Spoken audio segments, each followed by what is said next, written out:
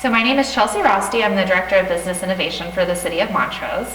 This morning we are here with Councilmember Judy Ann Files, and we're going to be having just a conversation about her tenure with the city and a lot of other fun things having to do with leadership and who knows what we'll get into this morning. So thank you for being here. Oh, you're very welcome. Thank you for having me. This is an honor. Yeah, we are very excited to learn more. So we're going to dive in with some fun questions, some more a little bit more serious. But to start us off, could you tell us about the book or books you've given most as a gift and why? Or what book or 3 books have most influenced your life? May I do both of those questions? Yes. The book I like to give, Mercer Mayer, is a children's author for beginning readers. And the Little Critter series gets into, they're very colorful, kids love them, I like to read them, but it also gets into values and life situations. So beginning readers, and that goes back to my being a primary teacher. Yeah. The books that I think have influenced me the most are the Malcolm Gladwell series, or 2 books. He wrote Tipping Points, and I can't think of the other one, but it gets into little things can make a difference. And so things that you don't think about that can influence an entire community or whatever, it's the little things that count. I love that. Great. Well, thanks for sharing. So I've heard the story, but I wonder if you could just tell the viewers a little bit about how you came to be interested in City Council, the story of how you got to it, and a little bit of the background on that.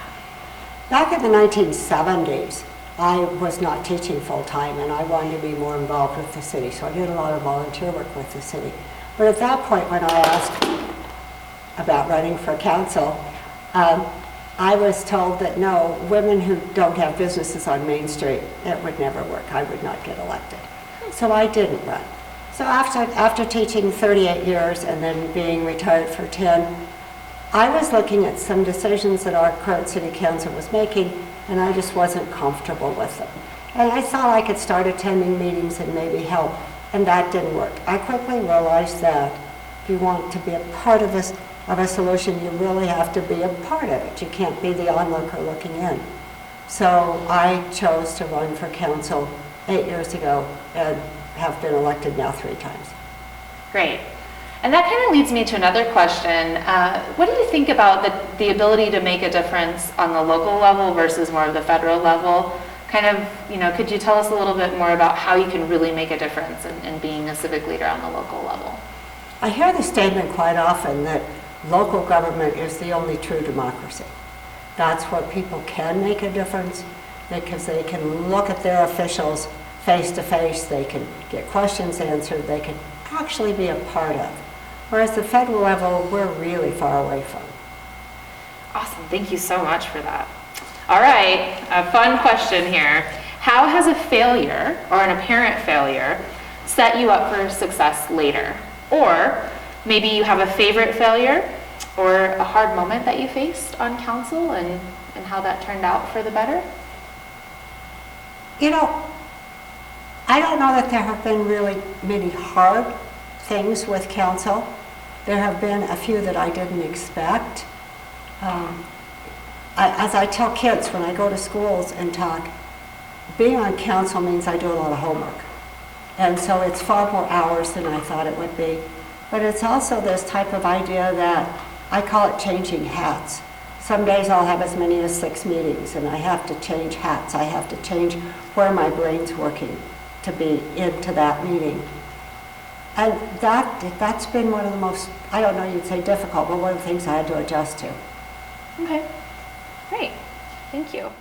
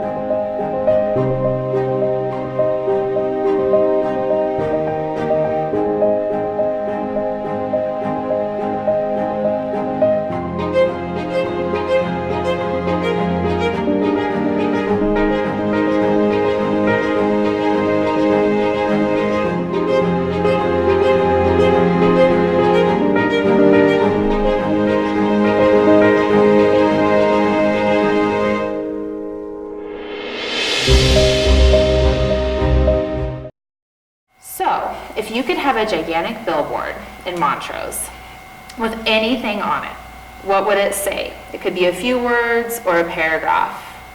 Well, I think right now, if we're talking about me coming to the end of my tenure with City Council, because I'm term limited and I'll be going off the council in April, it would be, I've loved almost every minute of my 8 years, and I really appreciate the honor of the voters electing me to this position. That's So beautiful. I would be saying thank you. Yeah, well, thank you. We have been honored by your service to our community as well, so. Well, I love it. And I'm going out kicking and screaming. We can tell, we know you love it, and that it shows that the passion is there, so thank you. Along those lines, what is the best or most impactful accomplishments you've helped shape in your time on council, or what are you the most proud of? Oh, there are so many, because this has been an amazing 7 years. When I ran for election, my planks and my platform to run were three things. Getting East Oak Grove Street paved from Townsend over to the Pavilion, getting broadband internet access into the City of Montrose, and having a council that was more willing to work on problems together and come to good solutions for our community. And I think those three things have been very successful. I'm very proud of the fact that we have broadband throughout the City of Montrose. And because I started this 7 years ago, a lot of people didn't even know what I meant when I said broadband. And so we've come a long way on this one. Absolutely. And of course, Oak Grove is finished. It's used a lot. It's beautiful. And now with the Hillcrest extension, and next year the further extension to get from East Oak Grove up to 6700 Road, that just allows for just a whole different transit plan for the City of Montrose. And kind of alleviate some of the traffic pressure that people maybe have complained about in the past, or. Yes, and makes it easier too for pedestrians and children. Pedestrians are children. Bicycles, but because the south part of town really didn't have any way of getting to the center or the north part of town without going out on Townsend. And now they can. And it really, I see kids riding their bikes now. I see bike commuters being able to use Hillcrest to get across. And I think that's very helpful for our community.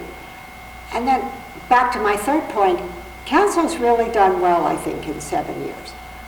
When Bill Bell came on board, we all started working as being a team, and I think we have a fantastic team with the City of Montrose, and I mean that including the public works people, the police officers, everybody's part of this big team, and we've been willing to take some risks, and those risks have paid off. We've done well. Extremely proud of the city's involvement with the recreation center. I don't know if that would have happened if the city hadn't decided to back that and do it.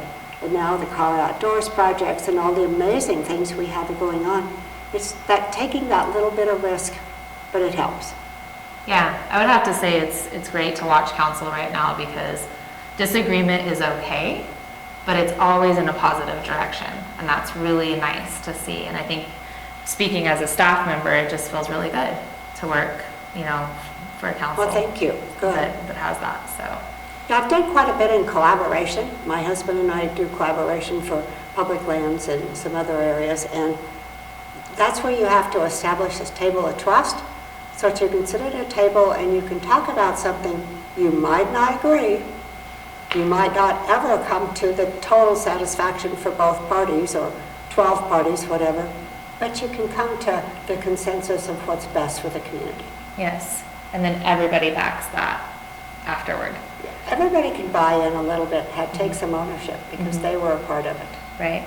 I think council does a great job of that, and is some of the best leadership in the city because of that. You all do have your disagreements, you come together on something and move forward, and it's just so cohesive. So that's great that you had that as And it as an seems to be initiative. working. And it is working. Yeah, good. So, and it trickles down through the whole organization. So thank you. So a little more on the personal side, do you have any sort of unusual habits or strange things that you just really love? I suppose one of the most interesting things in my life is the fact that my husband and I started tandem biking 20 years ago. like to do a lot of mountain single track, but we also tandem bike around the world. So we've been to some really interesting places and seen some amazing things simply because I realized if I sit on a tandem bike, I'm okay.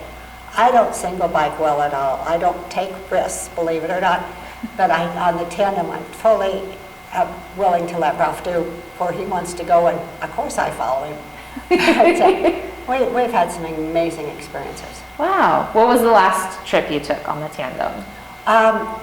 We did the Danube River in Austria, Germany, wherever, Wow. Hungary, 4 countries. Wow. But the most amazing trip we've probably done is the month we spent in Vietnam. It was truly an interesting thing to be there with that culture and those people. It's so totally different than what we have. And we were a little concerned going in of all of the political aspects as well as the difference in languages. But in Vietnam, all children are required to start learning English when they're 3. And so if we ever had a problem with something we didn't understand, just go find a kid. This child would come over and they'd help us through it. Oh my gosh. We loved it. What a great experience. And you spent a whole month in Vietnam. On bikes, Wow. e-bike, Wow. tandem bike. Wow. Do you fly it? Does it go on the airplane? or- That one does, Okay. yes. Wow, that's really neat. So this may speak a little bit more to what we talked about earlier with some things that you were proud of, but included in the mission of the City of Montrose is really speaking to that quality of life of the citizens here, and it's, I believe, something that's very important to city leadership. So what actions do you think just over the last 7 years have most improved the quality of life to the citizens of Montrose? Well, I think having the availability for healthier things to do. We have a tendency in Montrose for many years to say, all of us can have recreation, that means go to the mountains. But we need to have those outlets here in town too. We need to be able to go out our back doors and go for a walk on a trail, or go to the rec center and work out if that's your thing. Those other ways to have healthy activities. So it's been good to have parks and trails. Absolutely. I think that is a huge improvement that we've seen in recent years, and you see people out there using them, so you know it's successful, and so. When the that's water great. sports park started being built, and the excavators were there doing that, my husband and I would go sit up on the top of Sunset Mesa and look down on the park, and it was amazing to see the increased number of people coming. Mothers with baby strollers and older people walking their dogs and little kids playing, and it was like, that had been a hidden gem for many years. People hadn't used River Bottom very much. Mm-hmm. But once we started showing there's some emphasis and things going on, the usage definitely increased. I can definitely attest to that. Being on maternity leave and living near there, I was walking every day, and people were on dates over lunch, enjoying lunch on a rock together, and just a lot of what the same you said, and it's amazing the usage that's happening there. So that's great. I do agree that's been a great thing. Anything else that with the quality of life piece that? Well, I think just with the added sales tax we have, which supports the city, we've just been able to do so many things that just make the community better. I have problems when people talk to me about all we're trying to do is increase tourism. And I'll say, no, the things that we're doing to increase tourism are also good for the people who live here. It's nice to have the tourists and their sales tax dollars and to help that support, but we need amenities that are good for our community members too, and that makes it good for tourists. That's a really great, well put.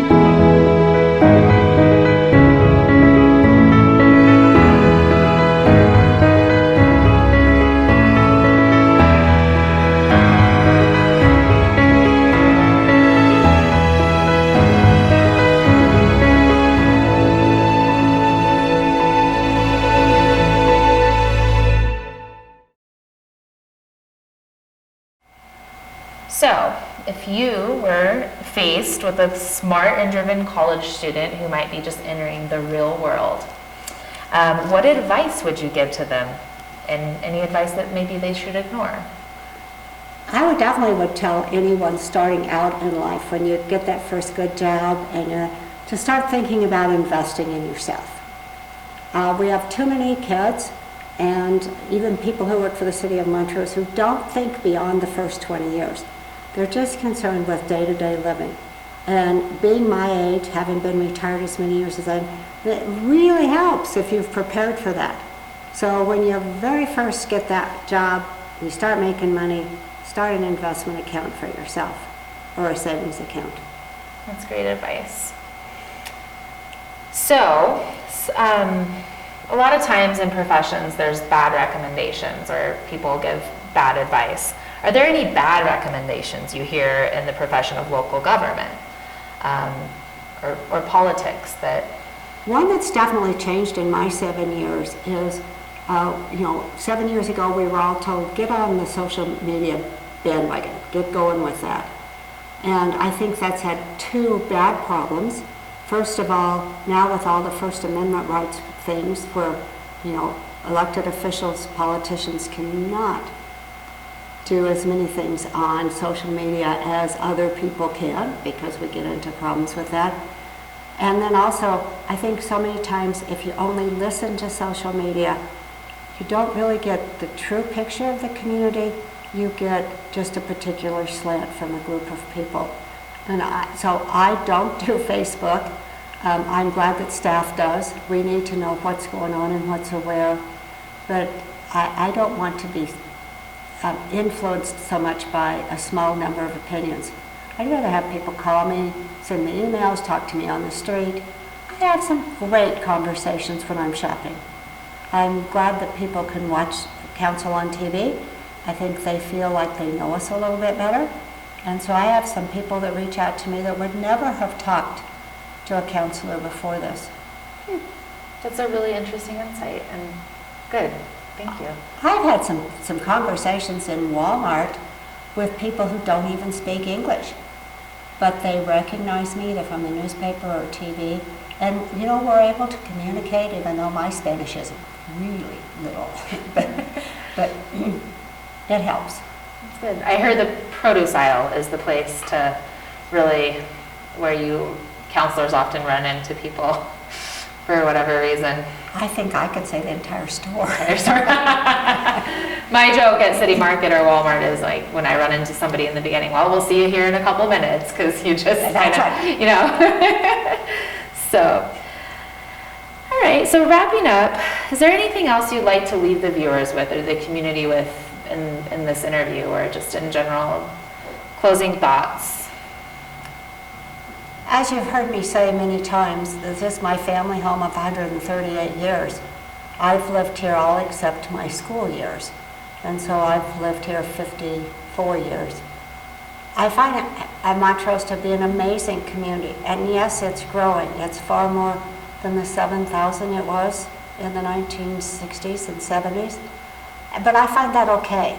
I think we've done well with growth. We've had amazing people move in who've been positive for our community population, but I think the city has done well, and the county's done well at managing that growth. We definitely don't want to have a massive increase of population and not have the infrastructure that supports that. But I think it's really good that we have a community that's pretty much self-contained. I don't have to drive somewhere else to grocery shop. I don't have to drive somewhere else to buy those other products for my home.